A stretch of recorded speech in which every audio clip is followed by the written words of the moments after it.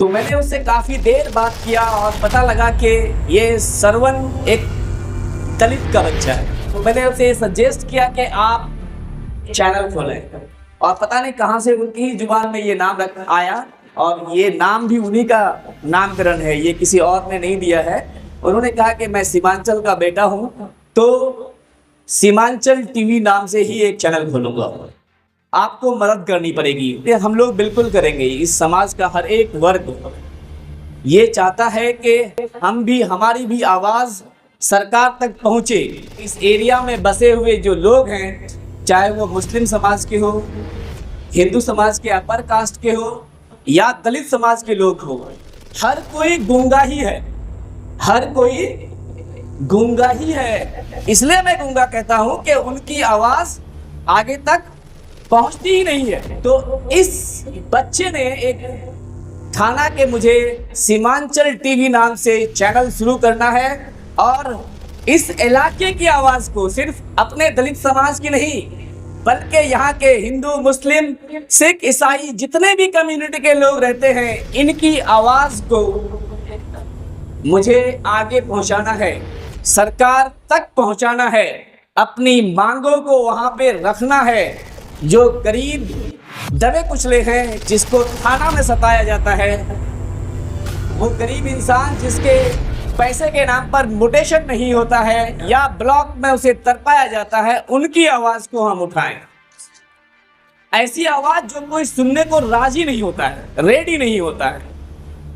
और शायद आप में से बहुत सारे लोग ये जानते होंगे कि सरवन ने पिछले 4 साल से अल्हम्दुलिल्लाह उस चीज़ को निभाया। शायद मैं जहाँ तक जानता हूँ कि मेरे पास 50 फ़ोन आते हैं कि मुझे मीडिया चाहिए, तो पहले मेरे जहन में सरवन आता है, इस वजह से कि मुझे पता है कि ये बच्चा अगर इस गरीब इंसान के पास जाएगा तो पहले पैसा नहीं मांगेगा, पहले उसके खबर को सहाय करेगा। कभी एक भी मेरे पास आज तक रिपोर्ट नहीं आया कि सर हमने सरवन को आने जाने का भाड़ा नहीं दिया तो मेरा रिपोर्ट साया नहीं हुआ, कभी नहीं आया आज तक। अल्हम्दुलिल्लाह मैं इसलिए इसका तारीफ करता हूं कि इसने बेलौस जो इसकी नीयत थी शुरुआत करते वक्त, और अभी तक ये कंटिन्यू है। और मैं उम्मीद करता हूं जिस जोश और जज्बे के साथ उसने इस चैनल को अब तक आगे बढ़ाया है, मुझे उम्मीद है कि वो जोश और जज्बा उसका बरकरार रहेगा। आप सब समझते हैं यहाँ पे मीडिया के बहुत सारे बंधु हैं। Media is the 4th pillar of our constitution. इस जो हमारी डेमोक्रेसी है उसका 4था पिलर इसलिए कहा गया है कि आप सत्ता के साथ नहीं बल्कि उसके विपक्ष में खड़े रहते हैं। उससे सवाल करने के लिए ही आपको 4th पिलर बनाया गया था, चाटुकारिता करने के लिए नहीं कि सीओ साहब ने ये गलती कर दी, मुझे 500 रुपया मिलेगा इसलिए मैं चुप हूं। जब हिंदुस्तान का संविधान बनाया जा रहा था तो उस वक्त सभी इलेक्टेड लोग संविधान सभा के सदस्य थे। आप लोगों को पता होगा कि बाज़ाब्ता वोटिंग हुई थी, और उस वोटिंग के बाद लोग संविधान सभा में गए थे। तो गांधी जी आज तक किसी वोटिंग में पार्टिसिपेट नहीं किए हैं। पता होगा आप लोगों को कि उन्होंने कभी भी किसी पोस्ट के लिए वो अप्लाई किए ही नहीं। तो वो सेवाग्राम महाराष्ट्र में बैठे हुए थे, उनका एक आश्रम है वहाँ पे।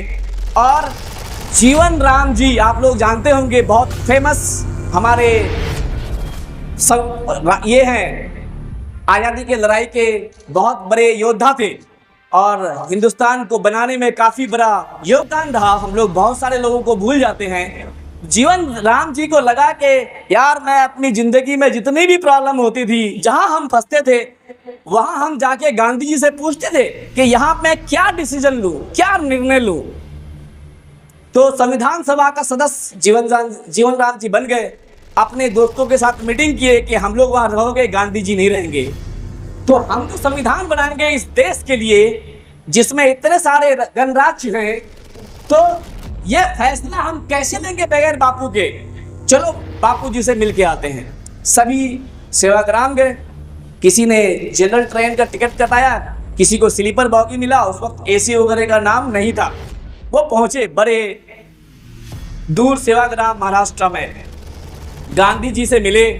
गांधी जी से उन्होंने कहा कि बापू संविधान सभा में तो हम आप नहीं रहेंगे, वहाँ पे इतने सारे डिग्निटरीज रहेंगे, लगभग 350 से ज़्यादा, और सबसे हमें लड़कर इस देश के एक एक आदमी का, एक एक नागरिक का फ्यूचर संरक्षित करना है। तो हम कैसे करेंगे?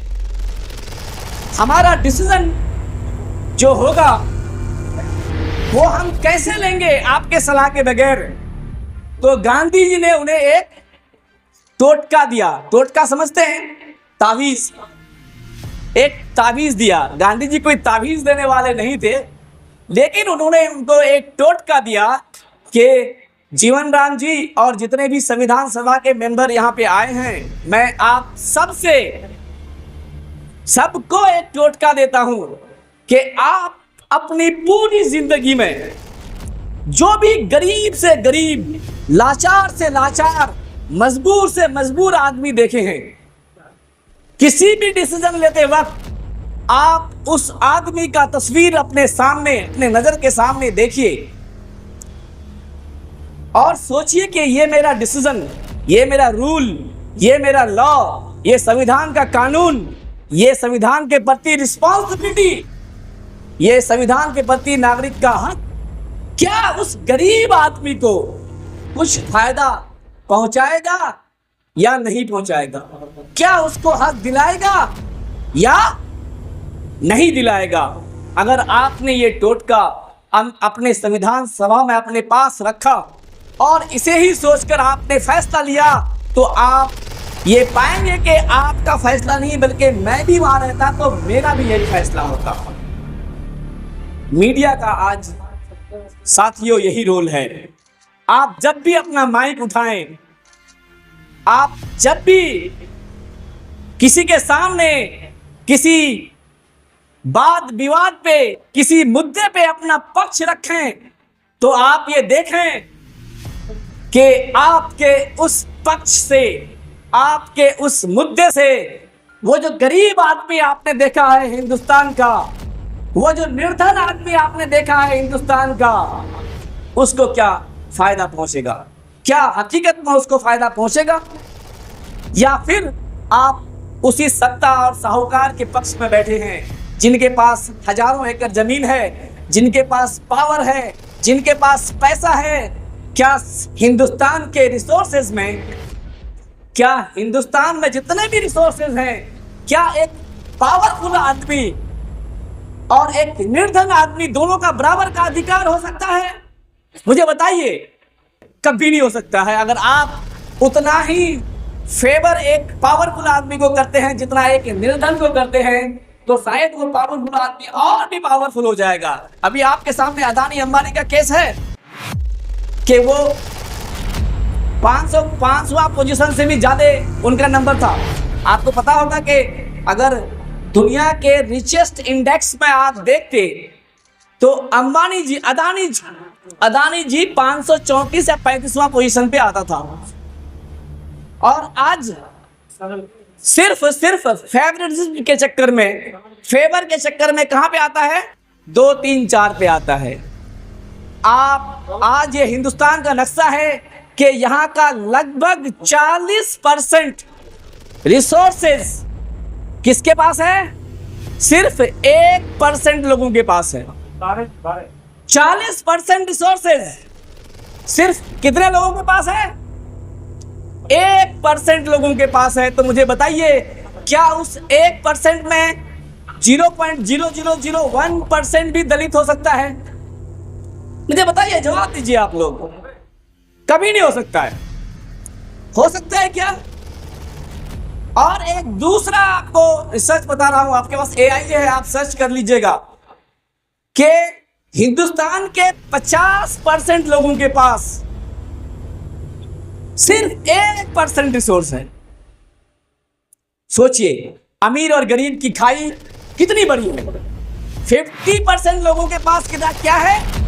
सिर्फ 1% रिसोर्स है। तो क्या जिसके लिए हमारे मार्टियर्स ने इन अंग्रेजों से लड़ा था, शहीद हुए थे,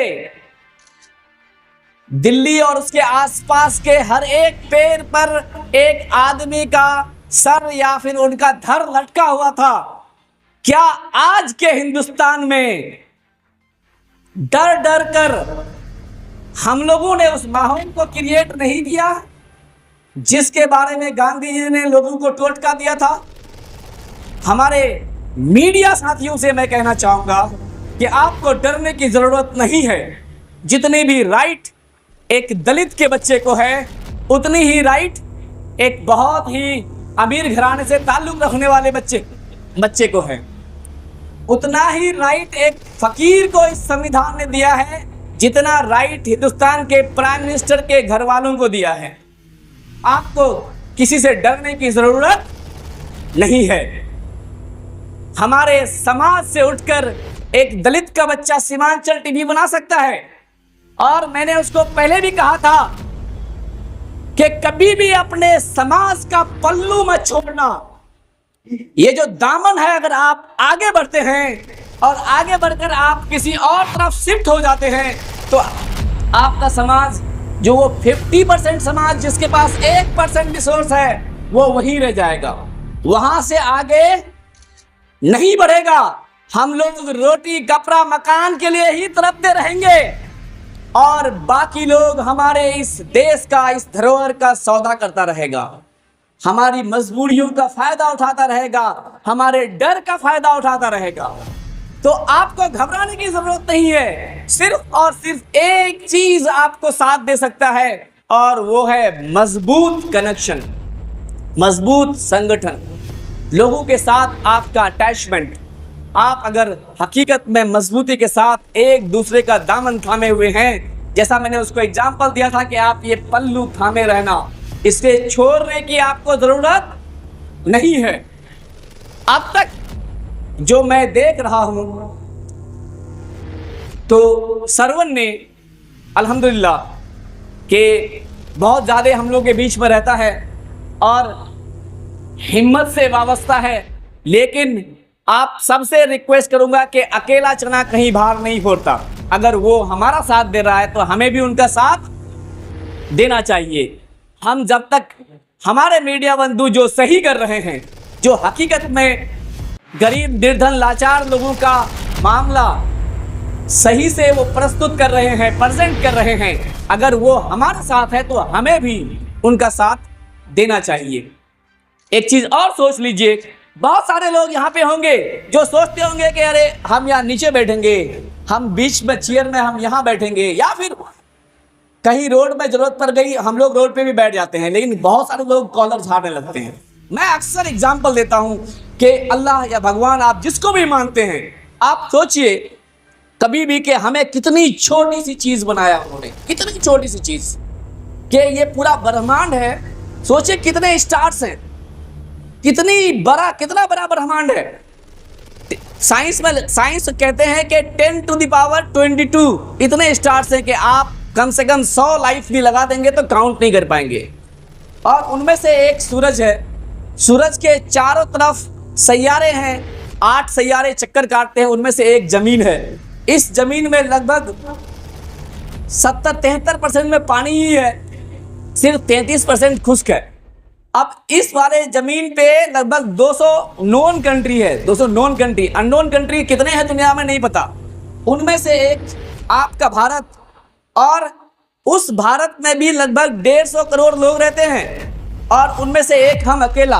अगर हम सोचेंगे कि मैं बड़ा हूँ, मैं साधु हूँ, मैं संत हूँ, मैं इस मस्जिद का इमाम हूँ, ये तो धनी है, ये कुछ और है, दलित है, ये दुसाध है, तो क्या आप बहुत बड़े हैं? सोचिए, हमें जब इस चीज को, इस छुआछूत को, ये ऊंच नीच को, अमीरी गरीबी को, काले गोरे के भेदभाव को आप जब तक मिटाएंगे नहीं, ये समाज आगे बिल्कुल नहीं बढ़ेगा। और ये हम में से ही शुरू होगा। याद रखिए, कोई दूसरा यहाँ पे आकर इस समाज को बदलने वाला नहीं है। इसलिए मैं हर एक समाज से कहता हूं कि आप संगठित हो जाइए। संगठन में जो पावर है वो किसी और चीज में नहीं है। मीडिया का एक संगठन होना चाहिए, आप बिल्कुल संगठित होइए, लेकिन सही चीजों के लिए। वीडियो साहब और सीओ साहब के कुकर्मों को दबाने के लिए नहीं, एमएलए साहब और एमपी साहब के कुकर्मों को दबाने के लिए नहीं, डीएम साहब और सीएम साहब के कुकर्मों को दबाने के लिए नहीं, बल्कि उनके कुकर्मों को चुनौती देने के लिए आप संगठित होइए। महफूज और महफूज जैसा हजारों नौजवान आपके साथ हमेशा खड़ा रहेगा।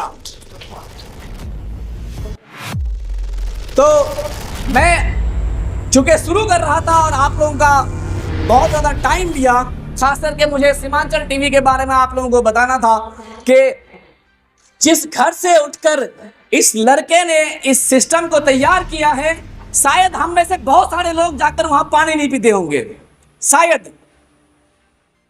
लेकिन आज ये बच्चा, ये श्रवण कुमार, हजारों ऐसे बेबस गरीब लाचार लोग हैं जिनका आवाज बना है। तो मैं चाहूंगा कि आप लोग सबको ही एक बार जोरदार तालियों से श्रवण कुमार का स्वागत भी कीजिए और उसका हौसला बढ़ाइए कि उन्होंने ये इस मुकाम पर जाकर इस समाज को रिप्रेजेंट करने की कोशिश की है। इसी के साथ टाइम हम लोग बहुत लेट से शुरू किए हैं, तो मैं चाहूँगा कि अब इसे हम शॉर्टकट करते हुए जल्दी जल्दी चीज़ों को आगे बढ़ाया जाए और हम अपनी चीज़ें यहीं पे ख़त्म करते हैं। अस्सलाम वालेकुम। फिर बाद में वक्त मिला तो देखा जाएगा।